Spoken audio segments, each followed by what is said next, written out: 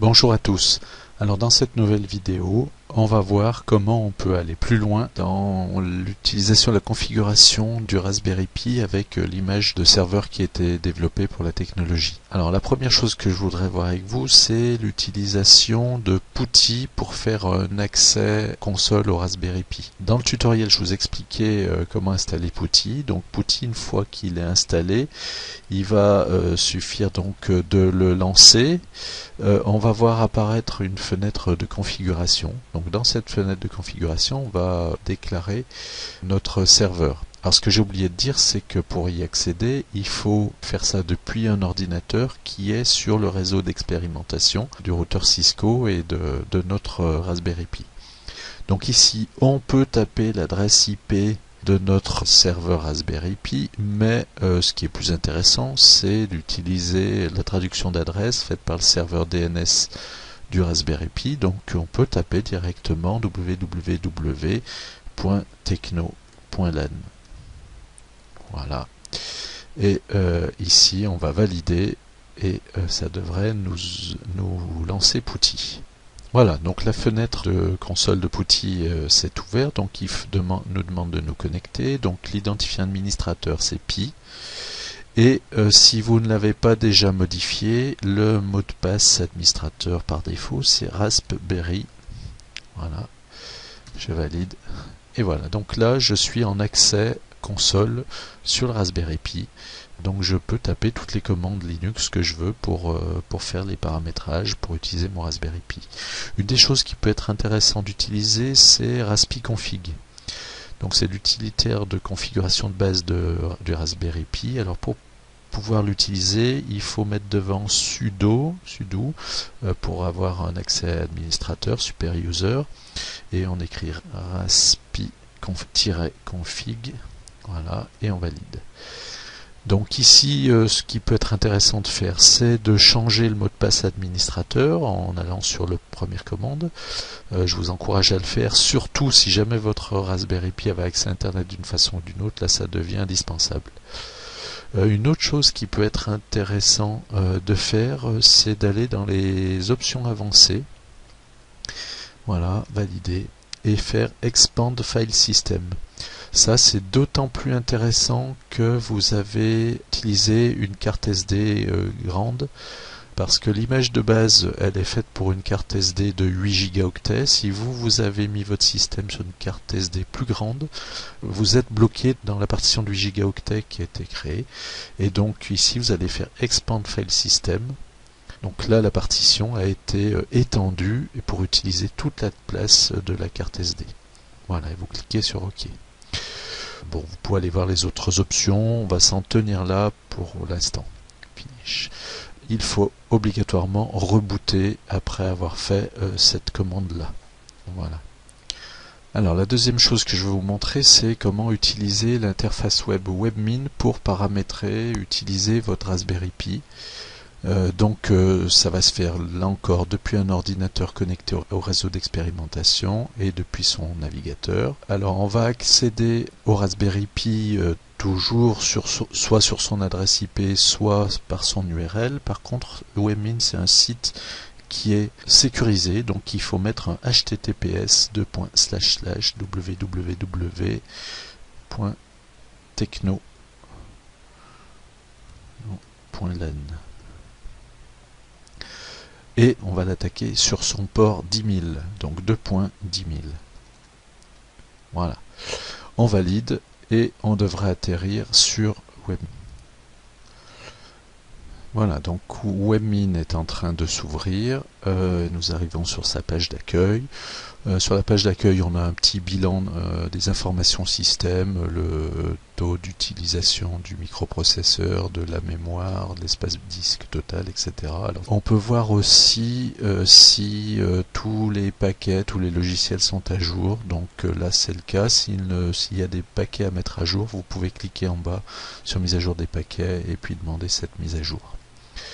Ce qui va être intéressant, c'est d'aller dans le menu Système, puis dans User et Group.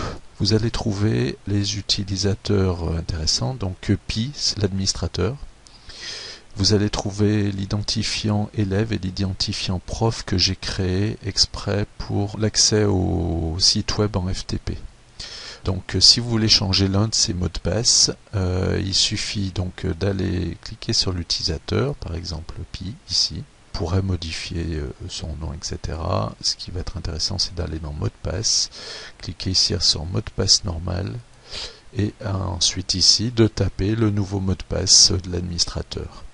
Vous penserez bien ensuite à aller cliquer sur sauvegarder en pas pour prendre en compte la modif.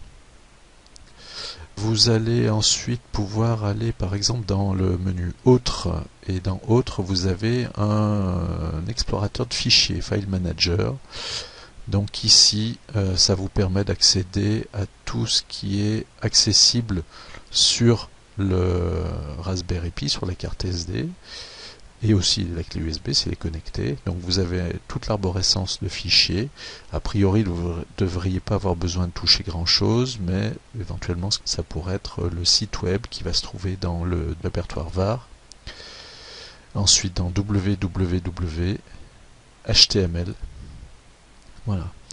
C'est ici qu'on trouve les cours Cisco qui sont stockés, le serveur IoT et MonCMS, un dossier image dans lequel il y a quelques logos, logo Academy, etc. Et le répertoire USB disque, en fait c'est une redirection, c'est un lien vers la clé USB.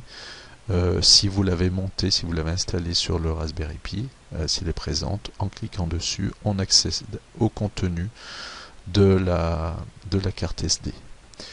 Donc ici, pour revenir par exemple en arrière, si vous vouliez par exemple modifier la page d'accueil principale du Raspberry Pi, du site web, eh bien c'est le fichier index.html qui est là.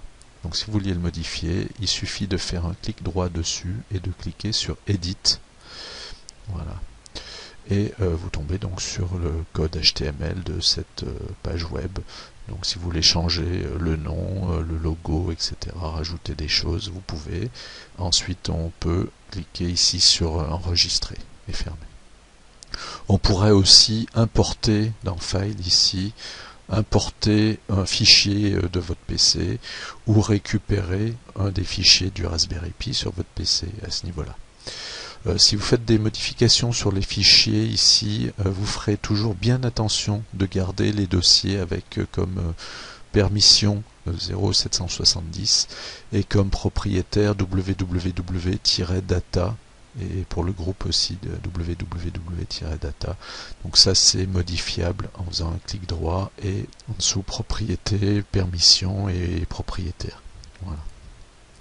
Alors ce que je vais vous montrer maintenant, c'est comment utiliser FileZilla pour faire un accès en FTP au Raspberry Pi. Donc on lance FileZilla. En haut dans Hôte, vous allez taper l'adresse IP ou l'URL de votre Raspberry Pi.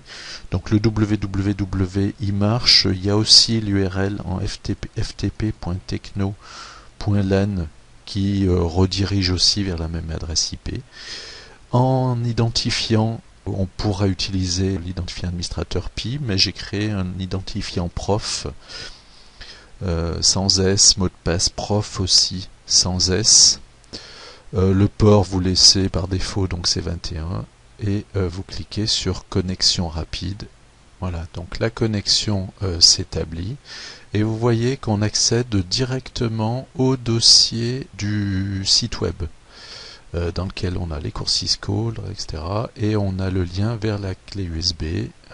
Donc on peut aussi là faire récupérer un des fichiers du Raspberry Pi, le faire glisser à gauche vers votre PC, ou inversement prendre quelque chose qui serait sur votre PC et le faire glisser dans le Raspberry Pi ici. Ça marche aussi, on a accès aussi à la clé USB. L'intérêt c'est que les droits sont gérés correctement et directement par FileZilla, par le serveur FTP. On peut se connecter aussi en tant qu'élève, donc c'est exactement la même chose, sauf que l'identifiant c'est maintenant élève au pluriel sans accent et élève pour le mot de passe aussi. Voilà, ça arrive. Et donc là, l'intérêt de se connecter en élève, c'est que ils n'ont accès que au dossier travaux élèves qui est situé sur la clé USB. Donc ici par exemple j'ai mis, des élèves m'ont mis un dossier site 3e B dans lequel il y a un sous-dossier, puis il y a des pages web qui ont été créées par des élèves. Voilà.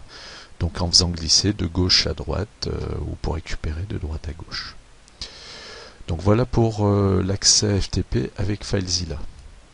La dernière chose que je veux vous montrer, c'est utiliser l'interface graphique à distance avec Ultra VNC. Donc avec Ultra VNC, il suffit de lancer VNC Viewer qui a été installé conformément au tutoriel. Vous allez créer donc une nouvelle connexion. Ici, vous allez taper l'adresse IP de votre Raspberry Pi ou, encore une fois, www.techno.len. Ça, c'est le surnom. Vous pouvez l'appeler Raspberry Pi Server, par exemple, si vous en avez plusieurs. On clique sur OK. Voilà. Il apparaît ici. Donc, on n'a plus qu'à double-cliquer dessus. On va avoir une fenêtre qui s'ouvre pour nous demander l'authentification. Donc on va se connecter avec l'identifiant administrateur Pi, le mot de passe Raspberry par défaut, sauf si vous l'avez changé évidemment. On peut mémoriser le mot de passe si vous le souhaitez et on clique sur OK. Donc là, une fenêtre qui s'ouvre avec l'interface graphique, le bureau du Raspberry Pi qui apparaît ici. Donc sous Linux. On a un message ici qui nous dit que là je n'ai pas changé le mot de passe administrateur par défaut, donc il nous dit que c'est pas bien. Là vous avez accès à une interface graphique du Raspberry Pi avec les menus ici. On peut faire de la programmation et notamment du Scratch avec le Raspberry Pi. On a LibreOffice qui est installé, on a un navigateur Chromium. Des jeux si vous avez que ça à faire, voilà, et donc vous avez accès aussi à un gestionnaire de fichiers, etc., etc. Dans Shutdown, vous pouvez éteindre ou redémarrer votre PC. Je vous laisserai découvrir tout ça, et voilà, donc on a fait le tour de ce que je voulais vous montrer. Je vous remercie pour m'avoir suivi et à bientôt.